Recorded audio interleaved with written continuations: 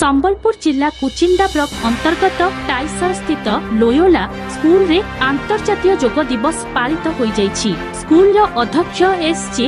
साबरीमुथुଙ୍କ सभापतित्व रे आयोजित कार्यक्रम रे उपस्थित रही योगर आवश्यकता एवं एहार स्वास्थ्य लाभ एवं व्यक्तिगत जीवन रे आध्यात्मिक उन्नति विषय रे छात्र छात्री माननकु सविशेष तथ्य प्रदान करथिले। मारिया रोशनी अंशग्रहणकारी माननकु विभिन्न आसन एवं व्यायाम माध्यम रे मार्गदर्शन करथिले। छात्र छात्री माने विभिन्न योग आसन एवं श्वासक्रिया कौशल शिखिथिले। एही कार्यक्रम रे इग्नाटियस दुंग दुंग, निरुपमा टेटे, ज्योत्स्ना खेस, करिश्मा लाक्रा, प्रियंका माझी, किरण बार्ला एवं सुमन मुंडा कार्यक्रम रे अंशग्रहण करथिले। प्रधान शिक्षक एवं शिक्षक माने छात्र छात्री स्वास्थ्य उपरे एहार सकारात्मक प्रभाव उल्लेख करी कार्यक्रम को प्रशंसा करथिले। संबलपुर जिला कुचिंडारू कुचिंडा टीवी रिपोर्ट।